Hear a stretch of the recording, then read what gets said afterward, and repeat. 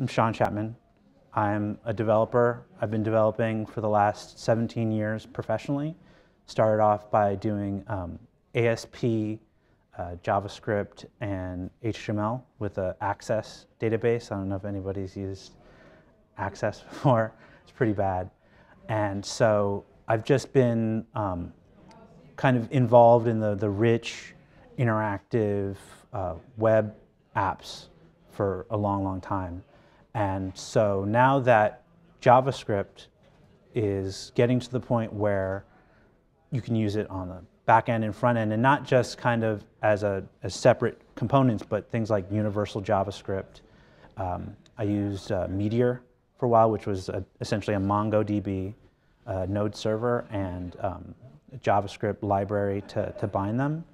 That the ecosystem has been coming together. And I think React is the most recent, like the biggest kind of framework on the block now.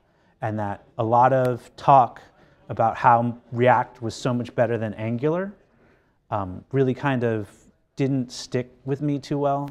I think that one of the problems that especially some of the younger developers are going to come across is that if they fall in love with their framework, they're going to find that when the next thing comes along, that they may not have been as careful about learning the fundamentals of JavaScript, which I think is very, very important to know.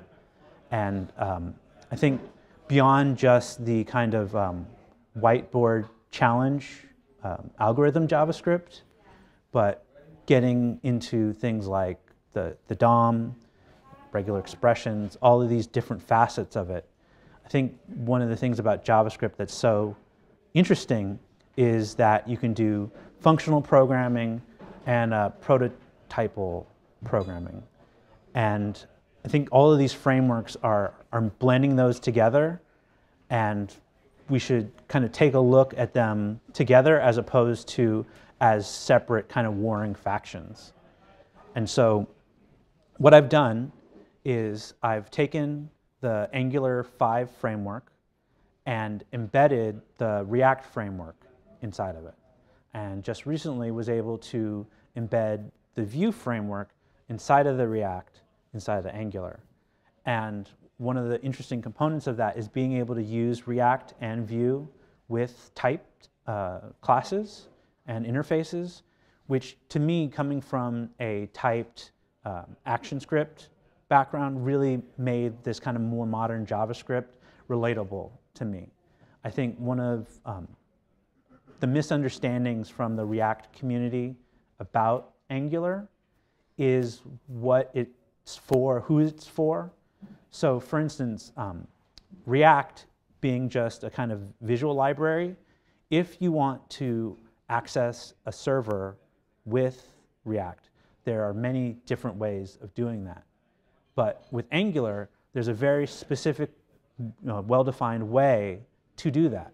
And for some developers, especially those that aren't JavaScript experts, having a defined way of accessing HTTP calls is superior.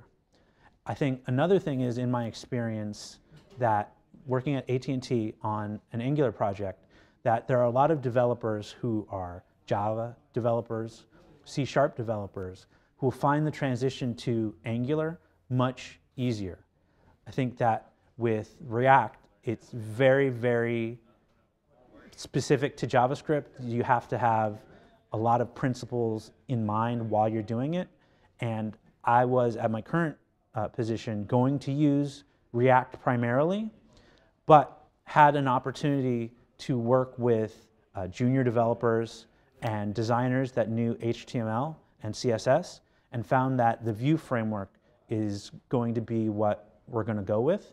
But at the same time, using the techniques I learned from this project, I was able to merge the React framework inside of the Vue framework.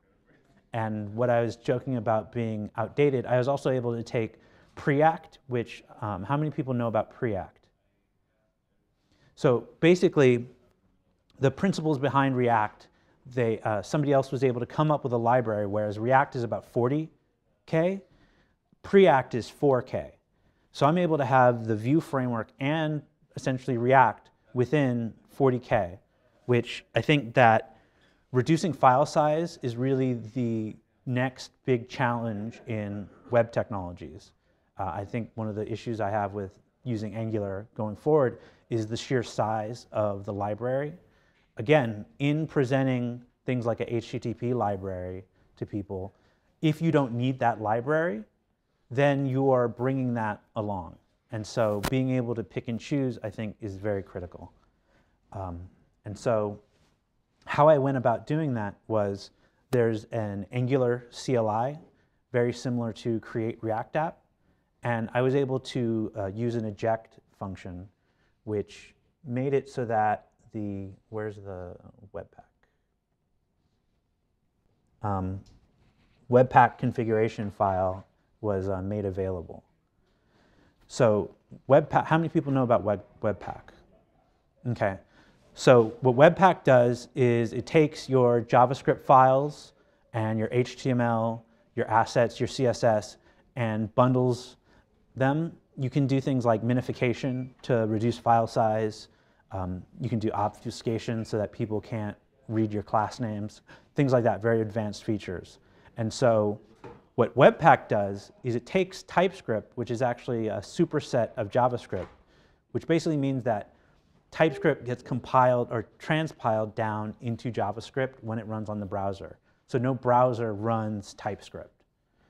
And using Webpack, I was able to use React uses this format called JSX, which looks like this. This is actually so instead of it being TSX, imagine JSX. This is using Java, this looks like HTML, but it's actually converted into JavaScript at transpile time by Webpack. And so by using Angular, I was able to then take that TypeScript functionality and execute or build React components inside of it.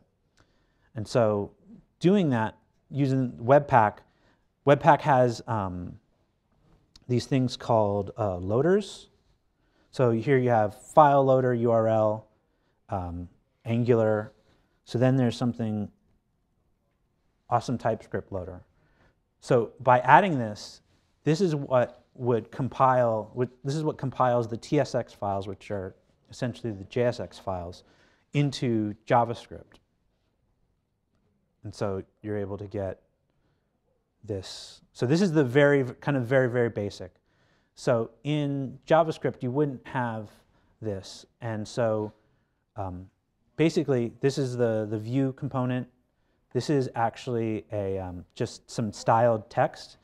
So in React, you can do your styles within the class by defining them in, basically as an object, but in the same way that you would CSS. And then you can supply it as a parameter to the this, which looks like HTML, gets converted to JSX. So one of the things that I wanted to do was use React components. So right now, React is I'd say the hottest framework. And what's really great about hot frameworks is that you get the developers building components, date pickers, color pickers, rich text, all of these things. And that in this kind of world of I only use Angular or I only use Vue, you don't get the benefit of the work that all these other developers are doing. And so I wanted to be able to use that. And so here, my root file of my Angular is this. So this on init, so React has its own lifecycle functions. This is what Angular's looks like. But for anybody familiar with React, you'll see that this is a Angular file, but I'm importing React. I have this component, which is going to be a React component, and defining it. So in TypeScript, you can actually define your variables like this. And so here I'm calling the React DOM render, which goes into the HTML, identifies which element to bind to, and then adds this component to it. So the actual HTML. So this is the HTML from the Angular. And here is that React root inside of the div. And so this is for an RxJS, which is another thing I'll kind of get into. But from here, we can go. So one of the things I love about using WebStorm, but then also TypeScript, is that by having that typed structure around your code, it's much easier for you to go directly into classes. Whereas what I found with JavaScript, as I kind of transitioned from Flash into JavaScript, that an entire JavaScript project, I can look at it and I don't know which variable is which. And unless you're part of that team, unless you really know JavaScript and can see what's going on, you could get lost. Whereas in this Angular world, there is no guessing, right? I know that this is a hello component. And so I can navigate into it. And this is what I was showing. So this is a basic, here I'm importing React, right? And I extend it. This is, I'll go into this in a second, but then here's the styling. And then let me go to the, okay, so I'll go back to here. So this is the view. I'll go into that in a second. But what I really wanted was, for instance, the date picker. So this is a React component inside of the Angular project. And then this part here I'll go into is basically an interaction between Angular and React. And so first to go into the date picker. So this is a highly TypeScript React component. So in TypeScript, you can pretty much type anything. And so in React, you have something called state. Now, state is usually undefined in terms of a type. There's something called prop types, which are kind of a React thing, but they're pretty verbose. So you can do type systems with React and prop types, but again, I found it to be very verbose, so this made a lot more sense to me. And so Angular comes with this library called RxJS. And how many people, has anybody used RxJS before? Okay, so RxJS introduces this kind of principle called reactive programming. And for people that like functional programming, this is really something that you should look into. Because what it allows you to do is essentially bind functions to events and have your code execute there, as opposed to setting a handler in one place and having the event being dispatched in another. And so what I have in here is, this is a subject, this is the state, but so this is basically the date picker right here. And so what happens is the selected value is stored in the state, and this change handler is what goes into this handler here. So when the date picker is selected, this handle change function gets called, the state gets set with the date, and then this is what broadcasts it to Angular using this subject, which is essentially an event, a fancy event dispatcher. You can go through here, and actually this is the, yes? We might go back to the code, please. Yeah, no problem. Is that start date subject a built-in method of React, or is it defined there somewhere? This is, sorry, this is the date subject. So this is the RxJS component. Thanks. No problem. And so this is here. we can look at what's inside of this file. And actually, because this is a prod build, can't see the source. Yeah, we can't see the source. But anyway, that's what it looks like when the event gets dispatched. And so this is how it gets consumed. So in this example, say I'm an Angular developer, and I'd like to use a React component. This would be a pattern of going about doing that, which will allow you to now, as an Angular developer, the entire world of React components is available to me, right? If I was just, kind of the person that said, oh, well, Angular is way better than React, wouldn't have that. And so this is the one example of that. And so the Rx example is a bit more complex. So this in React, something called props. This is how you pass values into your components from the kind of the creation. So here, for people that know React, this is me typing the props.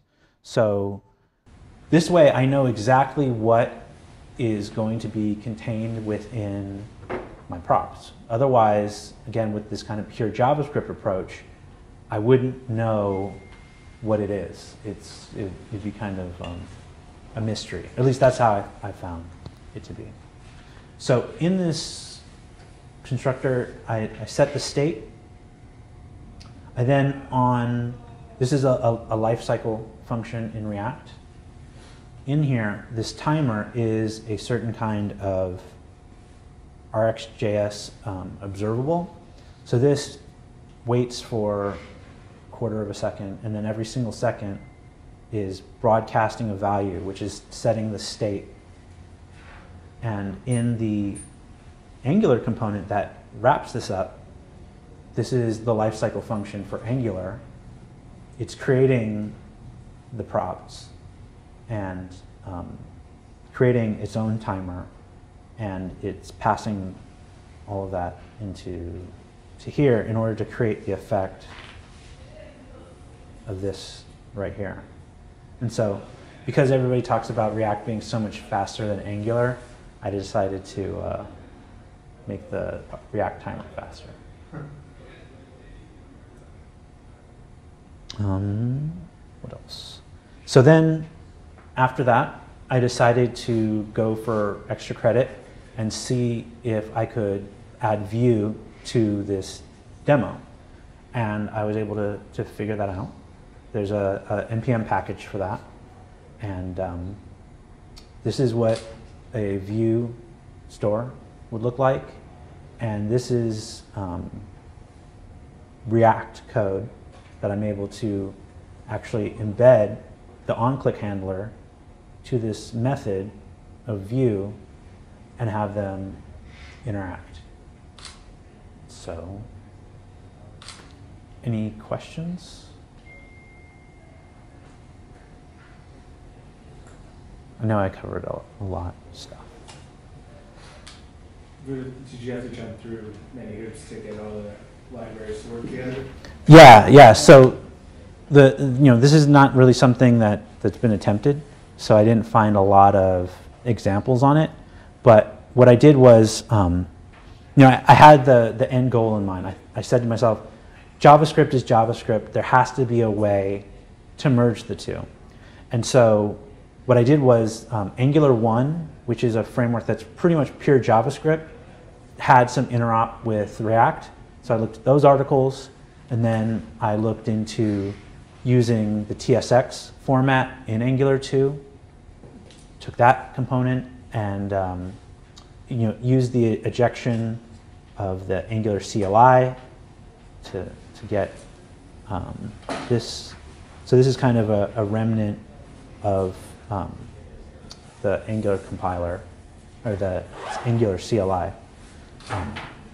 So I definitely would say that it was blog-driven development, where I was just leapfrogging between each resource that I could find and come to a solution.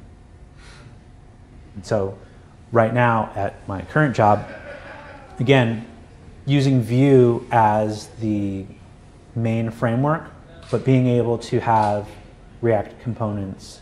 So I guess I always want to use React components, but I don't want to use React.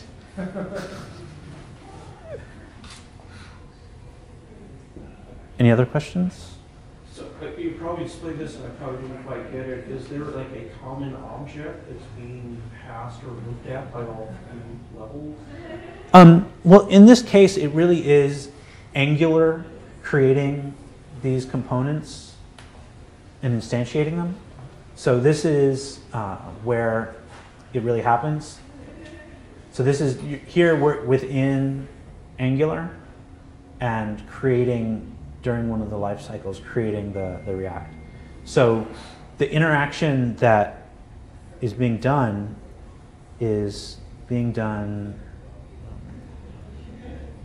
here, where it's in the other Rx example. So this is an Angular component, and the Angular component is triggering the React rendering to this div, which is this is a template for Angular. So Angular is essentially creating the HTML template, injecting the React inside of it, but during the injection, because it's passing these props in, and it maintains a reference to the created component. So it's able to, basically after a second, it says use this reference. So first it's creating the React component here. This code hasn't executed yet. It creates it, and then a second later says use this reference that I have to the created component to set the state to the number of seconds that my counter has. So going back here, so this is from the Angular parent, and then this is within the React itself. Oh, and then the View button, you can click it.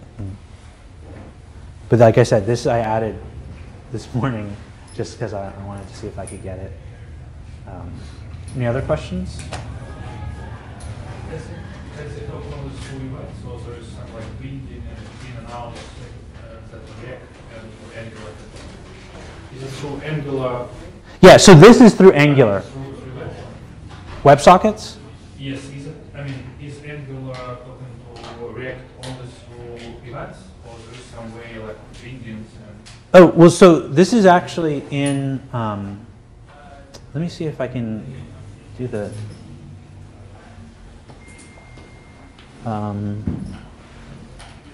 so what I'm doing right now is I'm looking at how this is being built. Okay, so start should be setting it should be giving me source code to look at. But basically the JavaScript, where is it? React. So what's happening is that Angular is creating JavaScript objects in the document, and within that document, now we have the Rx example component. Within that, it's spawning JavaScript objects, which is the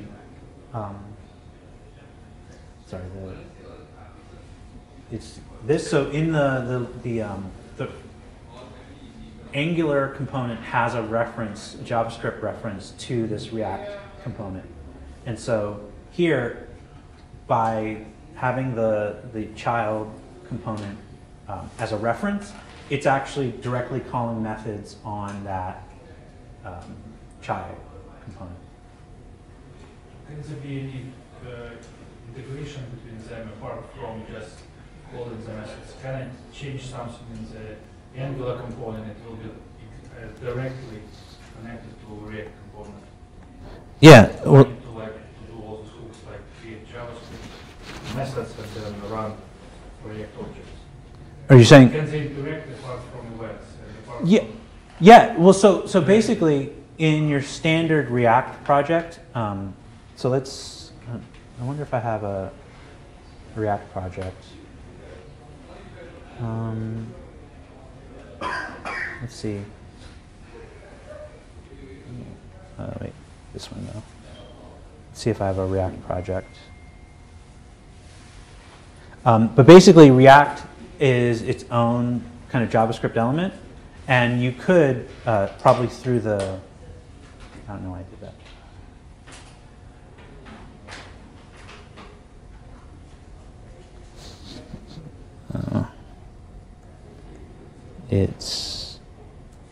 I don't know why I did that. I'll restart WebStorm. I was using the early access build for this because I wanted to get that Vue integration going. So it's a perfect time to do it. Okay, before a demo. And now it quits. Just a second.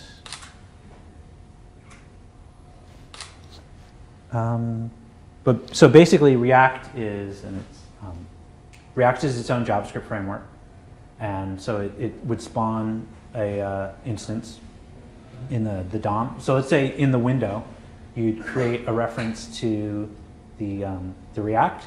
If you created a reference in the window for Angular, they could directly interact with each other because there's really no private variables in JavaScript.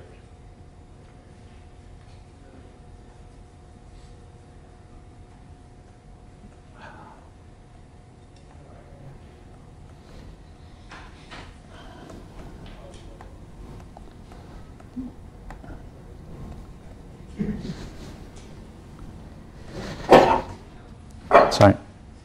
So where do you want to take it from here? What's your...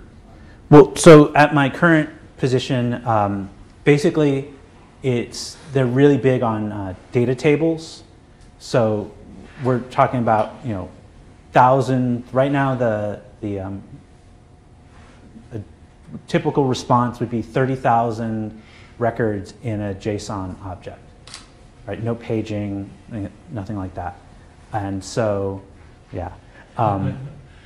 The way I describe it, because I just started last week, was I felt like I was in the Millennium Falcon coming out of like hyperspace and like in a new kind of world. Basically, everybody there uses Python.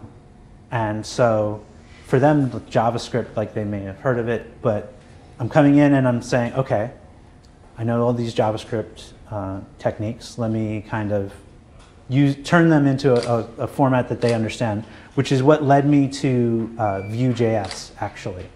I highly recommend trying that. The way that Vue.js handles interaction between the HTML and the JavaScript is very similar to Angular, but it has a lot of the performance elements that attract people to React.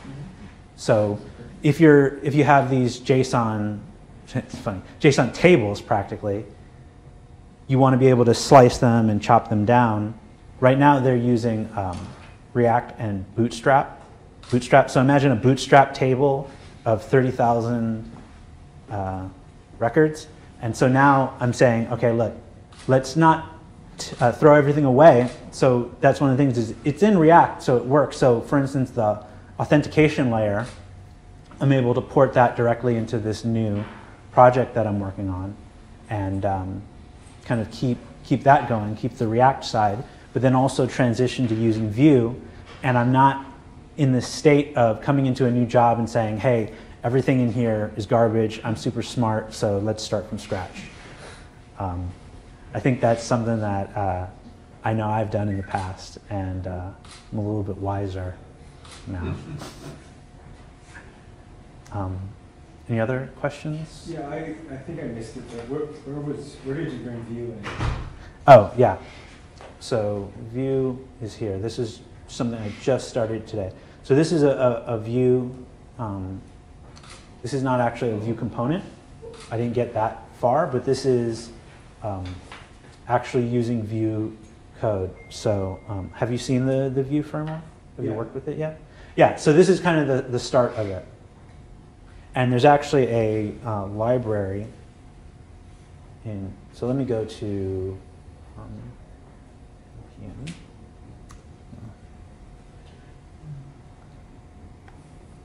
and it's Vue and React. Not that one.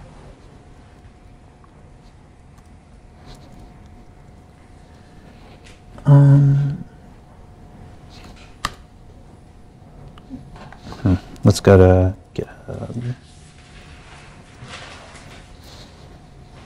So this is kind of the way that I work. So you're seeing some of the behind the scenes.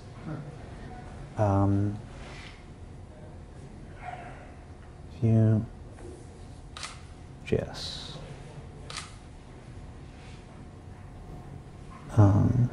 Actually, what I can do is I can go back to the project in the other screen.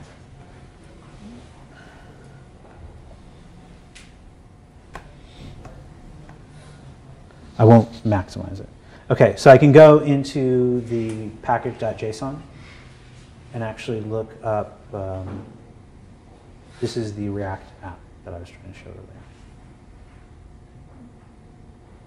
Okay, can go into the package.json and actually look up what this is. So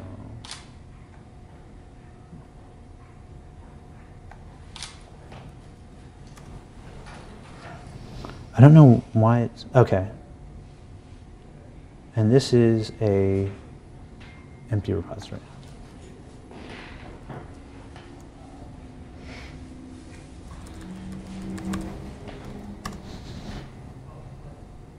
Okay.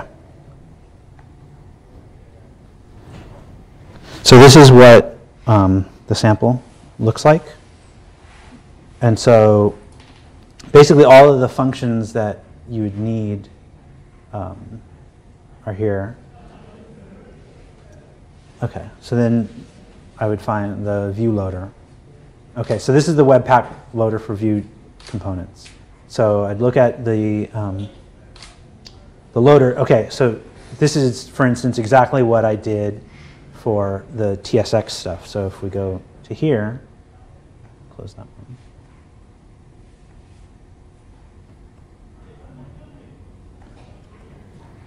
If we go to the Webpack config, it's this, right? The same process, right? So potentially what I'd be able to do is just copy this.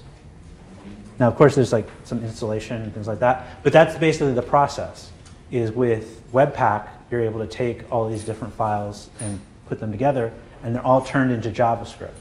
So, I mean, it may be difficult, but if you wanted to go into these frameworks yourself and try and play around with this stuff, it may be that you're able to mix some things together that might seem to be completely separate. I think that's really what I learned from doing this process, was that whereas these were presented as React framework, Angular framework, Vue framework, we're each our own separate thing, it's actually, no, really when they get transpiled, they're using the same document object. They're using the same window, using the same local storage, cookies, all those things. So that's another way, actually, if you wanted to have them interact, is through local storage. Anything else? Process questions? If I'm kind of starting at the beginning, is there a particular order I should try to learn these frameworks? Yeah, so what kind of background do you have in terms of programming? Kind of a lot of base level JavaScript and jQuery and that kind of stuff. So I'd recommend Vue.js. Actually, that's something that I'm just that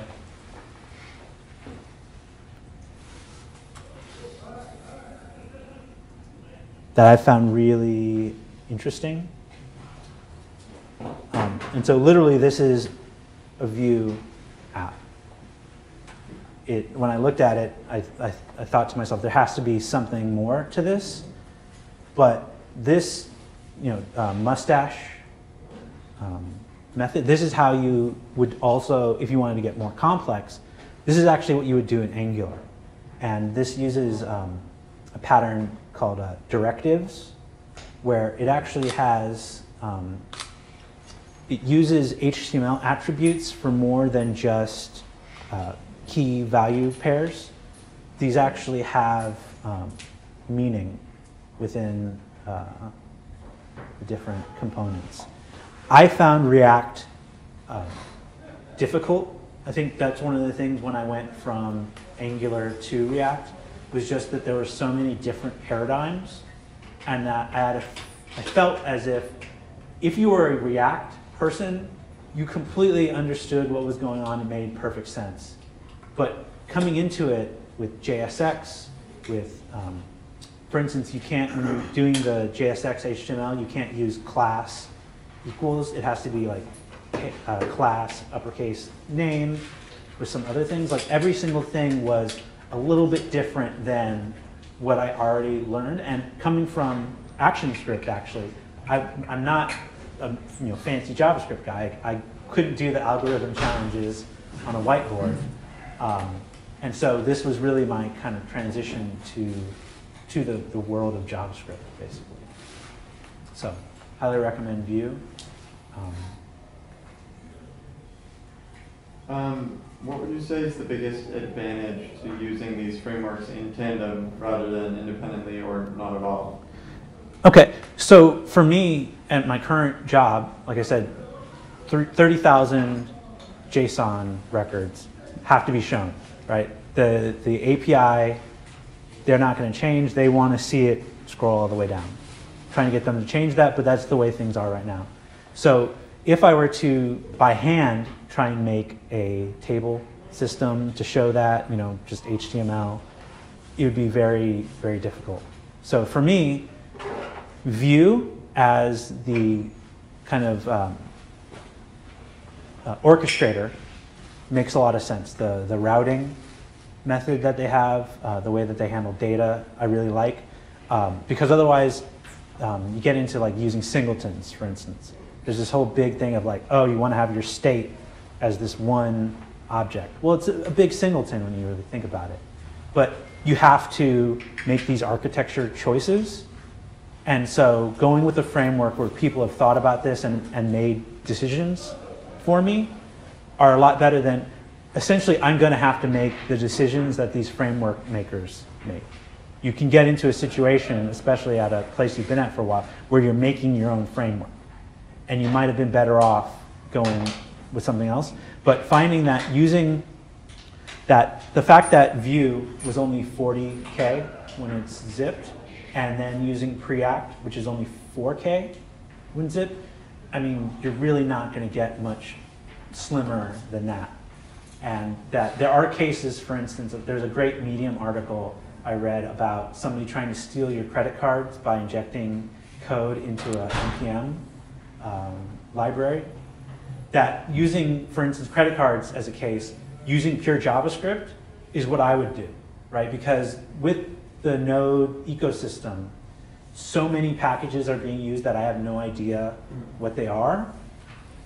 Using the pure JavaScript, or also, for instance, Netflix, I recommend on YouTube, has a lot of great talks on these subjects. And so they mentioned using pure JavaScript to display the landing page for Netflix, then using preloading to then load the actual framework. And then there's other things like server-side rendering, which are really I think server-side rendering is a really interesting blend of Node and the browser. And so that's a kind of a even more advanced topic. I know Vue uses directives in the HTML, right? Right. And React doesn't. React likes to keep all its source of truth just in JavaScript.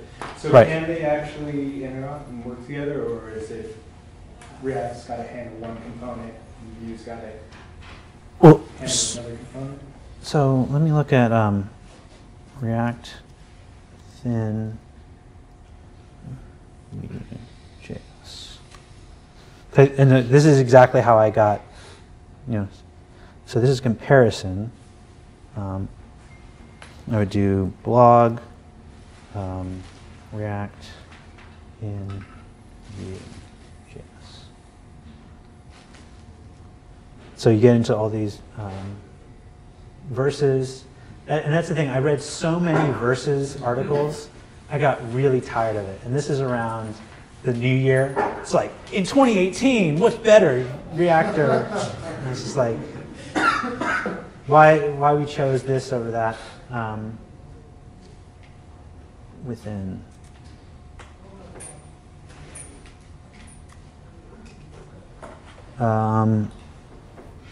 I'll have to post something to follow it up. If you want to reach out to me, I can kind of show you some of the more recent stuff that I'm working on. But basically, in Vue, you have a Vue. Within Vue, you have a way of doing components where template syntax. No. Components. So in Vue, you can do, I'll explain it. Basically in Vue, you can have one file that has your HTML template, your JavaScript, and your styling, which is what made it appealing to me, is I can have a designer that knows HTML and CSS be able to manipulate that without me having to manage the whole process. Because right now I'm the only UI developer. And I was able to embed using just the 2 lines of code, a reference to the JSX file, and then be able to have the JSX file be its own component system, and have the Vue still be able to interact, much like how I was shown in Angular interacting directly with the child component. Question about server-side rendering. When is it the right choice? I haven't gotten into it.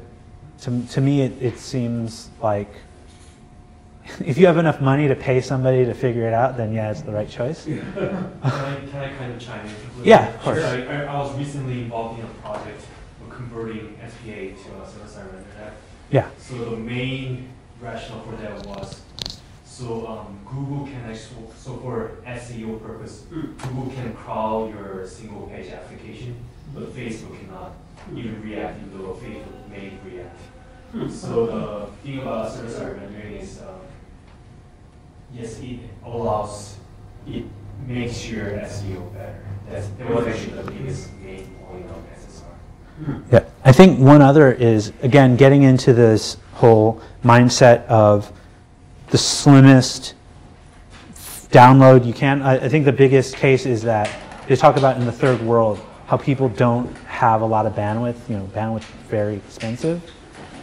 Being able to pull down a essentially precompiled version of, like, let's say your landing page, you can then show that to them instantly, and then pull in the rest of your framework code, so that people are seeing, can see a landing page and read it and interact, and in the background, the rest of your code is loading. So I think that's another benefit. Is that how Vue and Angular work? Are they sending down an actual markup, or is everything So handling JavaScript? no, well, so React is all JavaScript.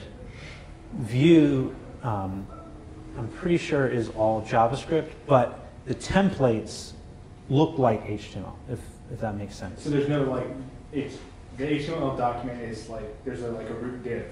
Right. Just like all the other frameworks? Yes, in Vue. So go back to here, right? It's this. So just like so React, Angular, and Vue have an index.html, right? In that index.html, you have, and this is actually kind of the same between all of them. You have this root tag, right? Every React has this, Vue has this. Now, what happens is Angular is actually pulling that HTML and rendering it. It's not doing it through like a virtual. Basically, Angular doesn't do it through a virtual DOM. right? Your HTML text, I don't know, have you ever by hand created HTML elements with JavaScript? Well, yeah. Like inserting them into the DOM, you mean? Right. You know, out of strings and such? Or in string? Well, so in the it's Well, that's what JavaScript was originally for, right? Like manipulating the DOM. So, you know, Yeah. like you can create elements on the fly. You can insert them in. Yeah.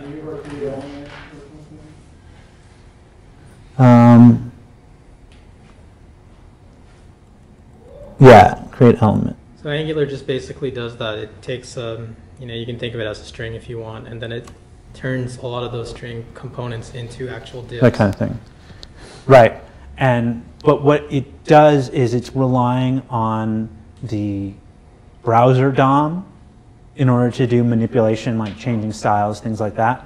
Whereas React and Vue are actually managing that process and saying, basically, we've detected that there's a change, so we're going to change the browser DOM, as opposed to Angular just kind of saying, we're just going to use the browser DOM, and if something changes on the browser DOM, we'll re-render those parts on the browser DOM without kind of a smart system. So the virtual DOM is really the difference between the two of those.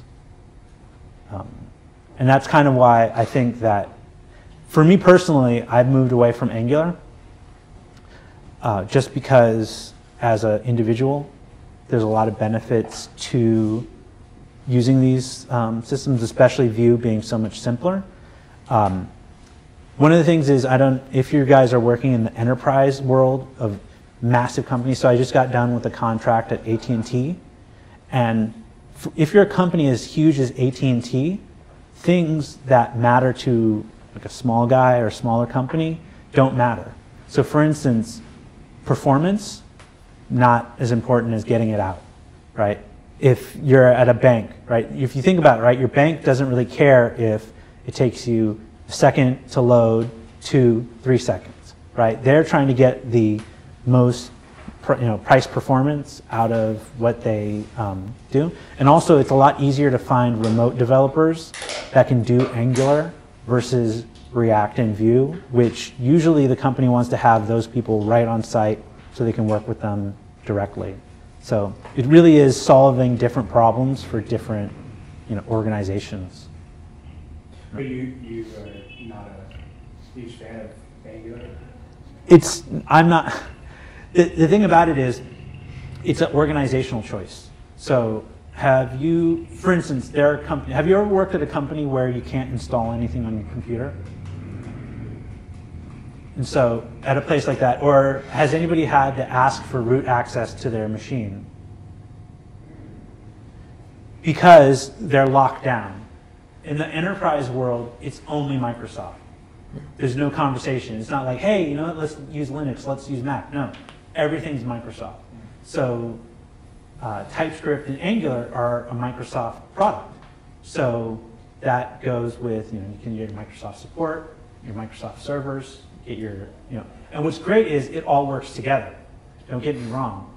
It's kind of the same thing with a Mac, where if you buy a Mac, it has your calendar, it has your email program, it has your Safari. Sure, Safari may not be my first choice, but it gets the job done. And so I feel like I would use Angular, let's say if I was to go to a larger company, and there were a lot of developers that were Java only, right, had no JS background. Angular would be a really great choice because, the object-oriented idioms and the language all flow together. And again, with, for instance, doing HTTP requests, there's one way of doing it, right? You want to do form entries. There's one way of doing it. So again, it goes into those. For me, now that I'm, at a smaller company, I like being able to make choices. I like being able to choose what's faster. But at the same time, there's a certain level of risk, because if I get it wrong, my boss may say, hey, Sean, why did you just spend a week fixing the HTTP requests when you could have used a framework that already has that? So there's different different trade-offs. So that's, for me personally, I don't do Angular anymore, but I understand. I don't say, oh, Angular is terrible or React's terrible. Yeah. For instance, I will say, if you ever want to try and do Redux in a TypeScript environment, you're going to want to rip your eyes out. Just So did you have any trouble convincing your team to go this route? I'm the only UI developer, so I convinced myself. Oh, okay. Yeah. Or your boss, I guess. My boss does Python. That's what's really interesting about the environment that I'm in, is I'm the only JavaScript, TypeScript developer. And so where I'm making the decisions, though, the way I do present it to my boss is using Vue.js is simpler. If we're onboarding junior developers or we're onboarding Python developers, I feel like, yeah, the transition to Vue from Python, I think, would be the easiest one to make. So. One thing, a moment ago you touched on the security concerns of NPM. Yeah. Isn't there like commercial managed versions of that? Well, so the way that NPM works is that you have so many dependencies within dependencies. So I don't know if you've ever cracked open your node modules folder, but this is a really interesting world in of itself. You have all of these libraries. Each one of these is a different project made by who knows, right? Trim new lines, okay? Tree kill, lib, tough cookie, right? I don't know about any of these. So for instance, if you're in an environment, like a government environment, you may want to go with just plain JavaScript because I don't know who any of these, so I think the Medium article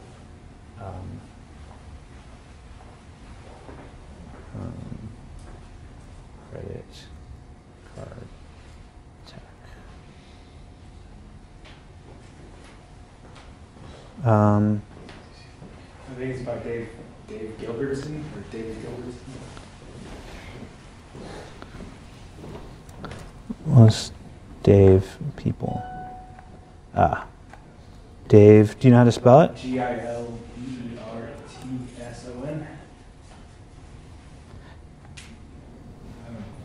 I don't think that's it. I think I bookmarked it. So Medium is my new addiction. So if you look at my my bookmarks, you can just kind of see a journey through. So actually, yeah, this is a good. So this was me trying to. So going back, I found Vue. Before that, I was looking at MobX versus Redux, create React app, Webpack, goals. I'm really trying to motivate myself. Before 8 a.m., job interviews. Do you subscribe to Medium? Just curious. I'm on the cusp. I just got a job. When I get my first, here, I'll put it this way. When I get my first paycheck, I'll subscribe to Medium. Sweet. Are you on? No, I was, well, I read Medium all the time, but like I just wanted to know if it was worth it. Like, had anybody actually like? I read about that membership preview. Yeah. Limit pretty quickly. So. Dave Gilbert. Yeah, David. I'm trying to get my boss to pay for it. Oh, nice. Yeah. Oh yeah, I'm harvesting your credit card numbers and passwords. This is really interesting. Here's how. So I highly recommend reading this guy's Medium. I keep saying, Sean, you're supposed to post on Medium. So if anybody will read it, you have to promise me, I will write about how I put Vue and Preact to get 2 frameworks for less than 50K. Any other questions? Hey, I'm VJ. Thanks for coming to the meetup today. I'm the organizer for JavaScriptLA. I wanted to just personally thank you for watching this video. If you found it useful, I'd love for you to subscribe to our channel. We're slowly but surely making lots of little video content for you guys to enjoy and soak up, especially if you want to get better at programming. I'd love for you to be on our Slack channel too. Over 800 users. The link is right here, jsjoin, jsjo.in. If you forget, it's really simple. If you have questions for this meetup, or questions you didn't get to ask, or because you couldn't make it, we'd love to have you just post it in our Slack group. So if you're a newbie, don't worry. It's a good place to go. There's a lot of great engineers all connected around LA and Orange County. So I hope to see you there.